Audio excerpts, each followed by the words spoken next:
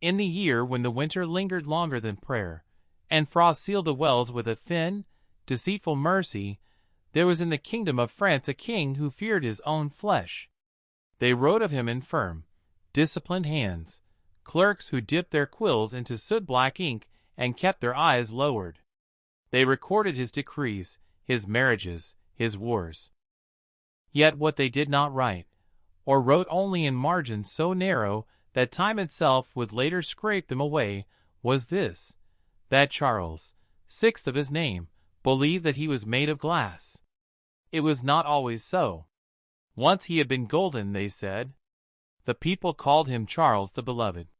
His hair shone like wheat in August, and his laughter carried through the halls of St. Paul as lightly as the sound of falcons' wings. He rode without fear, and the iron of his armor seemed eager upon him. The court thrived on spectacle then, tapestries rich with vermilion hunts, platters steaming with rosemary and cloves, musicians bending their backs over lutes until their fingers ached sweetly. But time is not a river that carries all men gently. It is a patient mason. It chips. It erodes. It reshapes the stone without haste. The first crack appeared in summer. The heat had been oppressive that year, pressing down upon Paris like a mailed fist. The air in the king's chambers smelled of beeswax and stale linen. Servants moved softly, as though already fearing something unnamed. On that afternoon, Charles had ridden into the forest of Le Mans with a company of knights. The cicadas rasped in the trees, and sweat soaked the padded lining beneath his armor. Dust clung to the horse's flanks. A man emerged from the trees, a ragged figure, barefoot, his beard tangled with burrs. He seized the king's bridle and cried that he was betrayed. Betrayed by those who rode beside him. Witnesses later swore that the king's face changed at that moment, though how precisely no two accounts agreed. Some said his eyes grew distant, as if they fixed upon something far beyond the tree line. Others claimed his lips trembled like a child's before tears. Shortly thereafter, he drew his sword. He turned upon his own knights. Steel rang against steel in a confusion of shouts and terror. The forest, which moments before had hummed with heat and insects, filled with the thick, metallic scent of blood. The king's blade found flesh, shoulder, throat, cheek, before he was wrestled down. His armor clattered against the dry earth, and the dust rose around him like a pale shroud. When at last he stilled, he did not recognize the men who knelt beside him. He did not recognize himself. In the months that followed, the court learned to speak in murmurs. The king began to refuse the touch of others. He shrank from hands as though they bore hammers. He spoke in whispers of fragility, of the terrible brittleness of his bones, of the thinness of his skin. He ordered iron rods sewn into his garments, hidden beneath velvet and brocade, to prevent himself from shattering should he fall. He forbade anyone to approach too closely. It was not merely delusion. It was dread made visible. The palace adjusted around him like a body compensating for a wounded limb. Floors were covered with thick carpets. Doors were opened before he reached them. Even the laughter of courtiers became subdued, cautious, as if sound itself might fracture him. There is a cruelty in power, though not always of the ruler's making. A king is less permitted to break than a peasant. When a farmer loses his senses, the village shakes its head and brings him broth. When a monarch trembles, the realm trembles with him. His madness is not his alone. It spreads like winter mold along damp stone. Charles would sit for hours beside the tall, narrow windows, where the light entered thinly and without warmth. He watched dust motes drift in the air and spoke of transparency, of how light passed through him, of how a single misstep would scatter him across the tiles. His physicians prescribed infusions of valerian and rue. They burned herbs whose smoke coiled in the chambers, bitter and resinous. The scent clung to tapestries, to sleeves, to hair. They muttered of imbalanced humors and excess choler. But no poultice could mend the unseen fissure. He began to fear sleep. For in sleep, he said, he felt himself falling. One attendant, a boy not yet hardened by courtly caution, once described how the king's hands trembled when night approached. The boy smelled the sour tang of fear beneath the perfumes. He heard the soft, almost imperceptible grinding of teeth. In the stillness, the king's breath sounded thin, like wind slipping through a cracked pane. The chronicles rarely speak of the queen in these hours. Isabeau of Bavaria, pragmatic and young, learned to govern in the shadows of her husband's absences.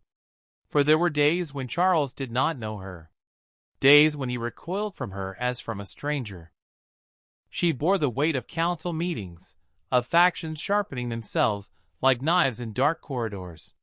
Power does not vanish when a king falters. It divides. It multiplies. It seeks new vessels. Thus the kingdom became a house with too many masters. Beyond the palace walls, the people continued their labor. Bakers rose before dawn, their ovens exhaling warmth into narrow streets. Fishmongers shouted at the river's edge, where the Seine carried both refuse and reflection. Children played in mud, unaware that their sovereign feared the very earth beneath his boots. Yet rumor seeped outward, subtle as damp through mortar. They spoke of a king who dared not be touched, a king who believed himself glass. There is a peculiar loneliness in such a belief. Glass is both transparent and isolating. It allows one to see, and yet not to be held. It glitters beautifully in sunlight, but a careless knock is its end. Perhaps Charles, in naming himself thus, spoke not of fragility alone, but of separation, of being seen by all and known by none. He began to avoid mirrors. The polished metal discs that once reflected his crowned image now lay turned to the wall. For in their surface he perceived cracks, imagined, perhaps, but to him undeniable. Fine lines branching from his temples. A network of invisible damage. Time, which humbles all rulers, had found a subtler instrument than war. He would sometimes ask his confessor whether glass possessed a soul. The priest, caught between theology and terror, answered carefully. He spoke of man made in God's image, of flesh animated by divine breath. But Charles persisted. If he shattered, would each shard carry part of that breath? Or would it disperse into nothing? Such questions were not fit for royal councils. They belonged to cloisters and graves. Yet the king asked them with a child's solemnity. Death, he feared, was not a sleep but a breaking, a soundless scattering beyond recollection. He imagined the courtiers sweeping him away with brooms, careful not to cut their fingers. And so he sat, often unmoving, armored in hidden iron, while the kingdom shifted around him. There are those who would call him cursed. Others would call him ill. The historian, bound to neither superstition nor cruelty, observes instead that the human mind is a kingdom as precarious as any ruled by crown. It has its rebellions, its sieges, its traitors born from within. Charles's tragedy was not solely that he feared shattering. It was that he ruled while already fractured. And thus began the long dimming of a reign that once burned bright as midsummer. The candles in St. Paul flickered in draughts that none could locate. The corridors smelled perpetually of smoke and cold stone. And somewhere within those walls, beneath velvet and iron, a man sat very still, listening for the sound of his own breaking. It was in the second winter, after the forest, that the court ceased to speak of recovery. Hope, like wax, melts quietly. No proclamation marked its passing. It thinned in glances, in unfinished sentences, in the way servants began to refer to His Majesty's condition, rather than His Majesty's illness, as though the latter implied an end. Snow lay thick along the parapets of the Hotel St. Paul. The river moved sluggishly, its breath rising in pale ghosts each dawn. Inside, fires burned day and night, yet the corridors retained a damp chill. Stone remembers cold longer than flesh. The king no longer rode. He walked carefully, escorted by 2 attendants, who dared not touch him unless commanded. Beneath his robes of deep blue and wine-red velvet, iron rods were stitched into place, thin, rigid supports that pressed against his ribs and thighs. The tailor who fashioned them worked in silence, his needle trembling.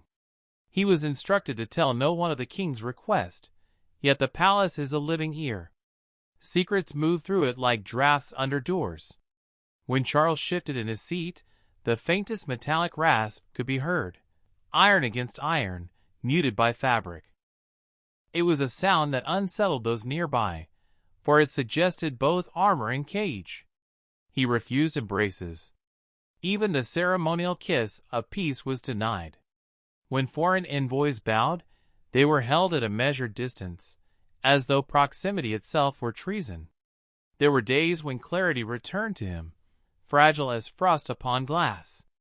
On those mornings, he listened to petitions, spoke with measured judgment, and even smiled at the young dauphin's hesitant recitations.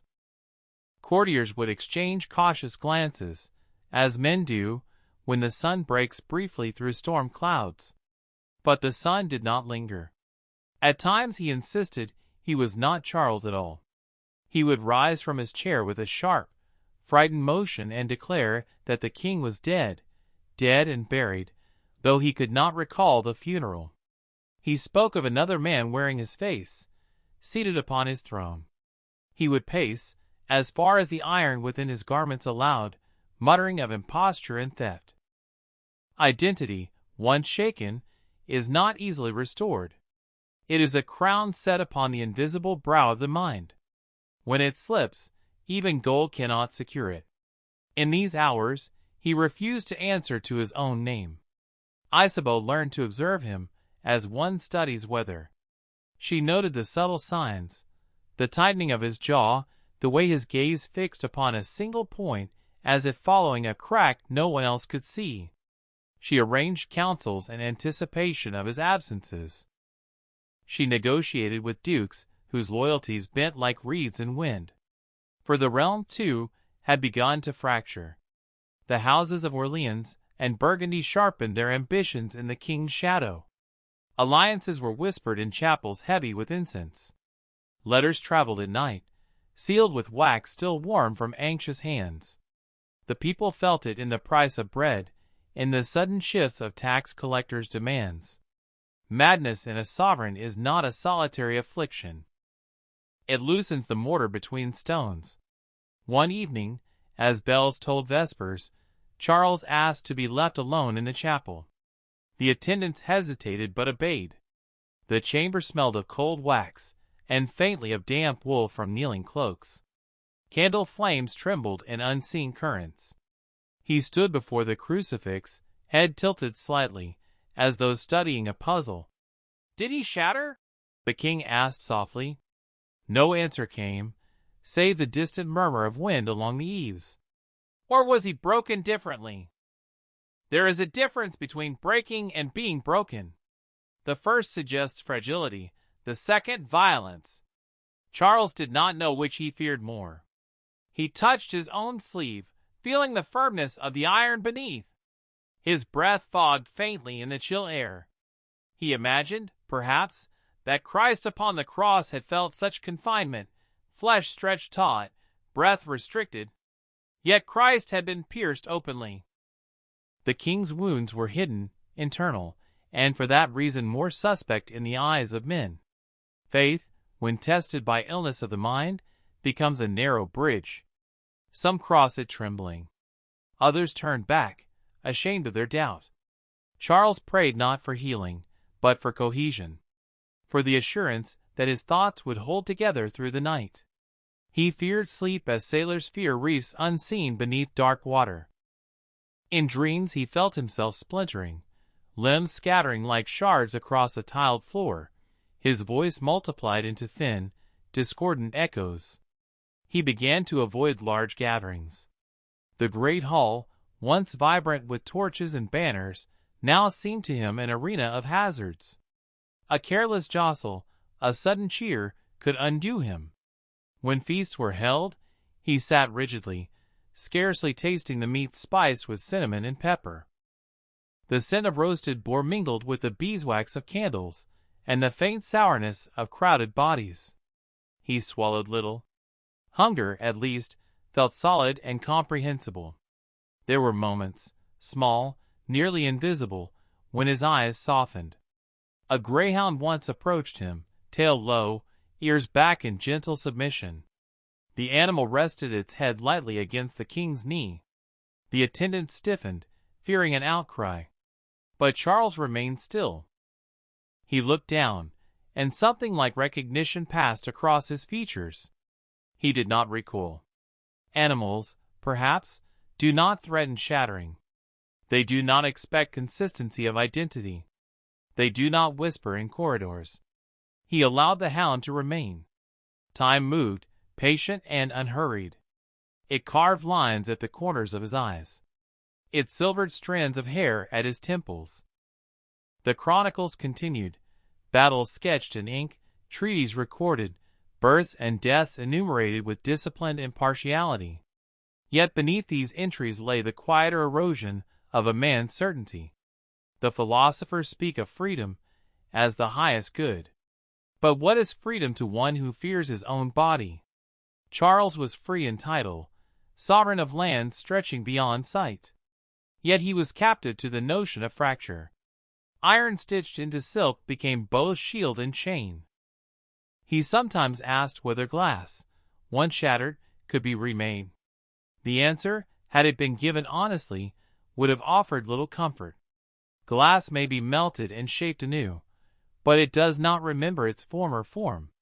It emerges altered, bearing no trace of the vessel it once was. Perhaps this was the truest terror, not death, but transformation. For death is a door whose threshold all must cross. Transformation, however, is a corridor without clear end. As winter deepened, frost traced delicate patterns upon the palace windows, intricate, crystalline designs that caught the morning light. Courtiers admired their beauty. The king could not bear to look. He saw in them a prophecy. And so he withdrew further into measured steps and guarded silence, while beyond the palace walls, factions gathered strength, and the kingdom, like its sovereign, waited for the sound of something giving way. In the 3rd year of his affliction, when spring returned pale and uncertain, the court resolved to celebrate. It was argued, by those who still believed in spectacle as remedy, that festivity might restore what sorrow had thinned. Joy, they claimed, could be summoned like a falcon to the wrist if only the proper lure were offered. Music, torchlight, laughter, these were the instruments proposed against the invisible fracture in the king's mind. Thus a masquerade was conceived. The hall was dressed in splendor. Tapestries were shaken free of dust, and hung so that their woven hunts leapt vividly along the walls. Branches of fresh greenery were woven with ribbons, and suspended from beams darkened by decades of smoke. The scent of pine mingled with beeswax and roasting meats. Casks of wine were rolled across flagstones, their iron rims clattering like subdued drums. The king, persuaded with careful gentleness, agreed to attend. He had known brighter nights. Yet there lingered within him, like a coal buried in ash, a memory of revelry without fear. Perhaps he wished to prove, to himself, if not to others, that he was not entirely lost to glass and shadow. They devised a pageant in which he and several young nobles would appear disguised as wild men of the forest. Their bodies were to be clothed in linen soaked in pitch and dusted with flax, so that hair seemed to sprout from limb and chest. Chains of light gold were wound loosely about them, more ornament than restraint. It was meant to amuse. The historian recounts this without haste, for haste would do injustice to what followed. Torches burned bright along the walls. Flames leaned and trembled, eager as courtiers for spectacle. The musicians struck their strings. Drums murmured beneath the vaulted ceiling. Laughter rose in warm currents, carrying with it the scents of wine and sweat and spice game. When the disguised figures entered, there was delight. They capered awkwardly, tugging at their chains, feigning savagery with exaggerated gestures. The flax clung thickly to their garments, catching the light in dull gold halos. Among them moved the king, his face shadowed by costume, yet recognizable in the line of his posture. For a brief span, he seemed animated by something other than dread. Then a torch was raised too near. It is a simple fact that fire seeks what will feed it. The flax ignited first, almost delicately, a whisper of blue along the edge of a sleeve. Then came the flare, sudden and ravenous. Flames climbed as though delighted by their discovery. One figure cried out, another stumbled. The gold chains grew hot. The pitch that had seemed harmless as tar now exhaled thick, choking smoke. The hall transformed in an instant from theater to furnace. Shouts fractured the music. The scent of burning hair and flesh rose sharp and unforgettable. Guests recoiled, some frozen in horror, others rushing forward with cloaks and wine to smother the blaze. Sparks leapt eagerly from body to body. The king stood at the center of it. For a heartbeat, no longer, he did not move. The fire licked at his costume, testing its purchase. Perhaps, in that suspended instant, he felt confirmation of his deepest terror, that he was fragile, combustible, destined to shatter or dissolve. But fate, inscrutable in its distributions, spared him.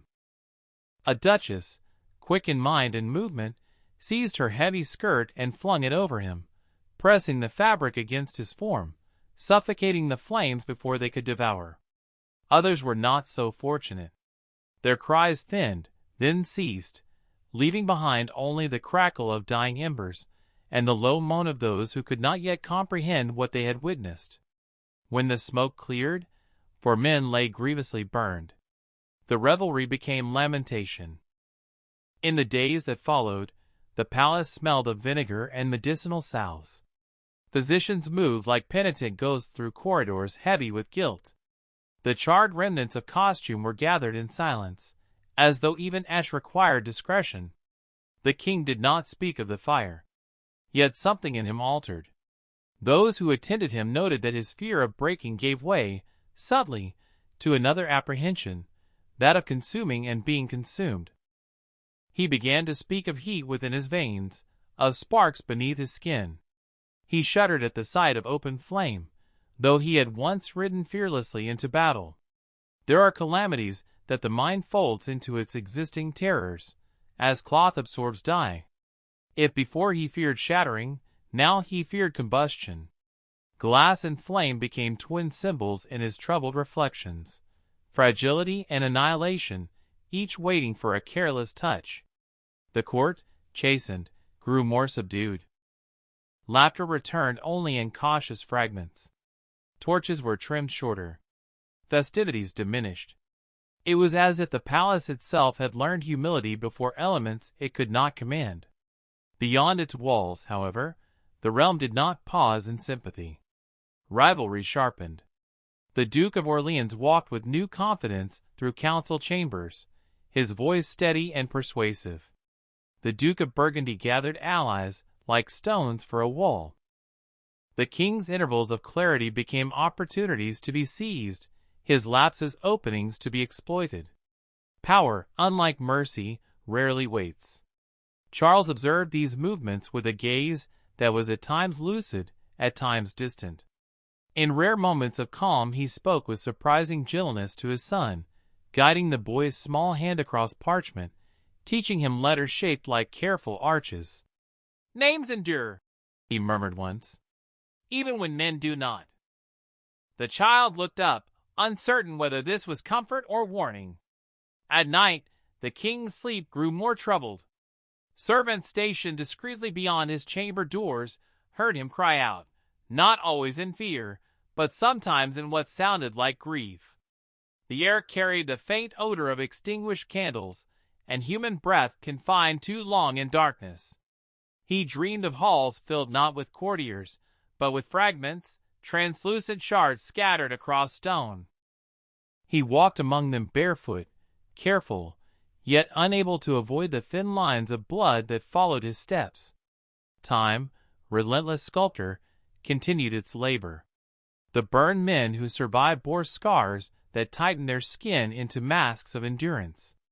They moved through the palace altered, living reminders of a night when joy turned swiftly to ash. Their presence weighed upon the king more heavily than accusation. For though the fire had not been his doing, he had stood within it. Guilt is not always rational. It is often loyal to pain rather than to fact. In the chapel, Charles began to kneel longer. He spoke less of glass and more of judgment, of whether God measures madness differently from malice, of whether a sovereign's unintended harm weighs as heavily as deliberate cruelty. The confessor, cautious, assured him of divine mercy. Yet mercy, though offered freely in doctrine, is not easily received by a troubled heart. Thus the king moved between fear and repentance, between lucidity and shadow, while the kingdom's great houses edged closer to open rupture. The air itself seemed tense, as before a storm not yet visible on the horizon. The feast of what had been intended as lightness became remembered as something else entirely. A reminder, perhaps, that even within stone walls and beneath jeweled crowns, man remains subject to elements he cannot fully command, fire, time, and the hidden fissures of his own mind. And the candles in St. Paul burned lower, their flames watched now with wary eyes. After the night of fire, silence settled over the palace like a second roof. It did not announce itself.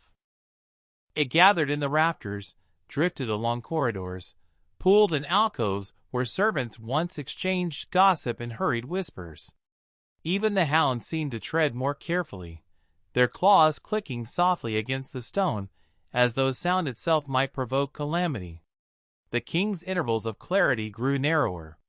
There were weeks in which he spoke rationally, signed decrees with a steady hand, and listened to ambassadors without visible strain. Then, without warning, a veil descended. He would fail to recognize the queen. He would recoil from his children, as from strangers intruding upon sacred ground. Once, when presented with the royal seal, he stared at it as if it were an unfamiliar relic dug from ancient earth. "Whose mark is this?" he asked. "Yours, sire," came the cautious reply. He turned the seal over in his fingers, examining the engraved lilies. His expression was neither anger nor confusion, but something more desolate, a man studying the evidence of a life he could not fully inhabit. "It is too heavy," he murmured. "It belongs to another." Thus the crown, though still resting upon his brow, began to divide. The dukes no longer concealed their rivalry. Burgundy and Orleans circled one another, with courtesy sharpened to a blade's edge. Their retainers filled the streets of Paris with colors and emblems, their presence a silent contest for loyalty. Banners snapped in the wind above rooftops. Steel flashed briefly at belt and hip. The people felt the tension as animals sense approaching storm. Markets grew restless. Bread rose in price. Priests preached caution, invoking unity from pulpits scented with incense and old wood. Yet sermons cannot mend fractures rooted in ambition. In the king's chambers, iron remained stitched beneath velvet. He had grown thinner. The rods that once pressed tightly against flesh now lay more loosely along bone. His hands, pale and fine, trembled when extended. Veins stood out like faint blue threads beneath the skin. He avoided sudden movements, as though any gesture might disturb the precarious alignment of his being. Physicians adjusted their remedies. They bled him sparingly, fearing weakness. They brewed tonics thick with honey to mask the bitterness of herbs. The chamber smelled perpetually of rosemary and heated wine. Yet the air carried, beneath all else, the faint metallic tang of fear. He began to speak of time as an adversary. "It chips at me," he told his confessor. "Not with hammer, but with breath." The priest, a man grown weary of inadequate reassurances, replied that time humbles all men equally. The king smiled faintly. Not equally, he said. Some are ground to dust in the open sun. Others crack quietly in shadow. He had come to understand that madness does not rage always like a tempest. It may instead erode, patient as water along stone. One autumn afternoon, he requested to walk within the enclosed garden. The leaves had begun to yellow. A faint scent of earth rose from damp soil. The sky lay pale above the high walls, indifferent to royal fragility. He moved slowly along the gravel path, each step deliberate. The iron within his garments clicked softly, like distant insects. A gardener bowed deeply, eyes lowered. The king paused beside a fountain whose water fell in a thin, continuous thread. He watched it strike the basin below and scatter into droplets before gathering again. See, he said quietly, though no one had spoken. It breaks and yet remains water. The attendant, unsure whether this was a question, remained silent. Perhaps I have mistaken the nature of breaking, the king continued. Perhaps what I fear is not destruction, but change of form. The thought seemed to trouble him. For change of form implies persistence. It denies the comfort of finality. If the soul, like water, endures beyond fracture, then suffering may also endure beyond death. Such reasoning is not uncommon in men who dwell long with their own thoughts. In those days, news arrived of unrest in the provinces. Skirmishes between rival factions grew bolder. Men who once pledged allegiance to crown alone now aligned themselves openly with dukes. The kingdom, like its sovereign, was splitting along unseen seams. It is tempting for historians to draw neat parallels between ruler and realm. Yet such symmetry is rarely perfect. Still, in this case, the resemblance was difficult to ignore. A crown worn by a man uncertain of his own name, a nation governed by competing hands. Winter returned with deliberate certainty. Frost traced the windowpanes once more, delicate as lace. The king studied these patterns not with terror now, but with a kind of resigned curiosity. He extended one finger toward the glass, stopping short of contact. I am not this, he whispered. Whether he meant the frost or the window itself remained unclear. He had ceased asking whether glass possessed a soul. Instead, he inquired whether God's mercy extended to those who harmed without intent. Reports had reached him, fragmented yet persistent, of violence committed in the name of faction. Blood spilled under banners that still bore his emblem. If a king cannot command his own mind, can he command his realm? The question lingered like smoke after extinguished flame. On certain evenings, he would sit near the hearth, watching embers glow and fade. The fire no longer provoked immediate terror. It fascinated him, its hunger contained within stone. He seemed to study its rhythm, the way flame leapt, subsided, then flared again. Even fire tires, he observed once. A servant, emboldened by the calmness of the hour, replied softly.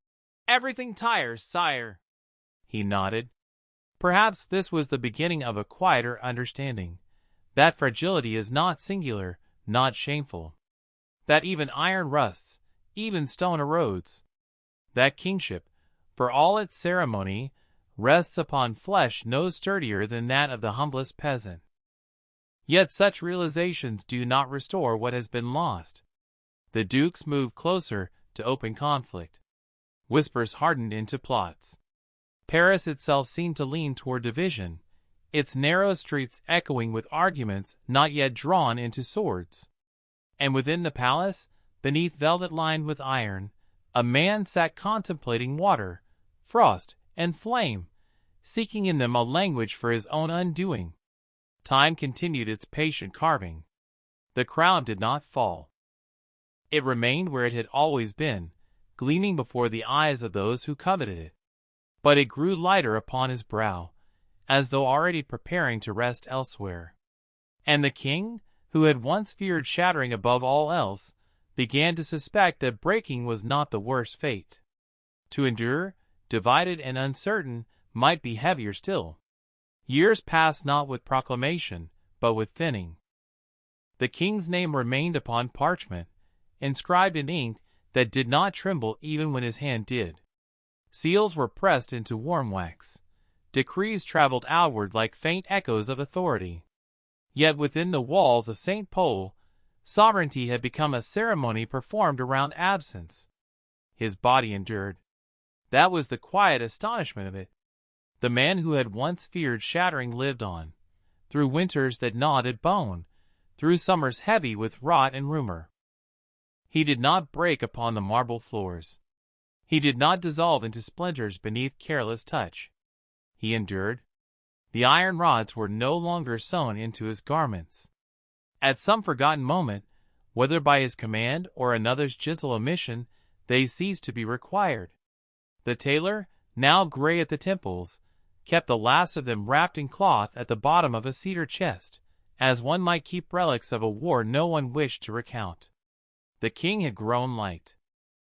Not in spirit, for that had long carried its weight, but in flesh. His face sharpened, his eyes seemed larger, as if the skull beneath had drawn closer to the surface. When he walked, it was slowly, not from fear of breaking, but from a fatigue that belonged to years rather than delusion. Paris, too, had aged. The factions had carved their scars into the kingdom. Trees rose and fell. Blood dried, was forgotten, then remembered in fresh disputes. Children born during the first tremors of his madness were now grown, bearing opinions shaped by violence they barely recalled. Time had done what time always does. It normalized catastrophe. In his later days, the king preferred the smallest chamber overlooking a narrow courtyard. There, ivy clung stubbornly to stone, its leaves dark even in frost. A single bench stood beneath the window, worn smooth by use. He would sit for hours watching light shift across the opposite wall. He no longer spoke of glass. Instead, he asked once, very quietly, to no one in particular, whether suffering sharpens the soul or merely thins it. No scholar was summoned to answer. No theologian offered disputation. The question remained suspended in the cool air, like breath before it vanishes. His intervals of clarity and shadow became less distinct. Madness, once violent in its entrance, settled into him like a permanent dusk.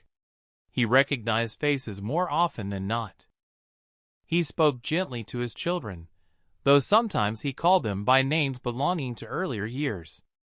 There was no final revelation, no sudden restoration of mind, no dramatic collapse into fragments as he had once imagined.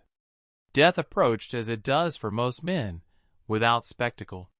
In the autumn of his final year, the air carried the scent of fallen leaves and distant smoke.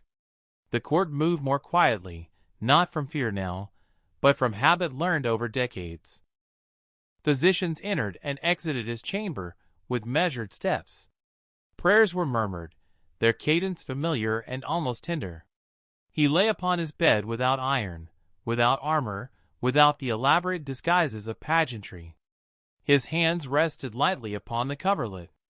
Through the open shutter, he could hear faint sounds from the courtyard, the scrape of a broom, the soft cooing of pigeons. He turned his head slightly toward the window. Light filtered in, pale and unassuming. For a moment, whether in clarity or in dream, he seemed to consider something distant. Perhaps the forest at Le Mans. Perhaps the fountain in the garden. Perhaps nothing at all. His lips moved. Those closest leaned in, expecting confession, or apology, or fear. But what he said was simpler. "I did not shatter." There was no triumph in it, only recognition. His breath grew thin, then thinner still. It slipped from him as quietly as mist leaving water at dawn.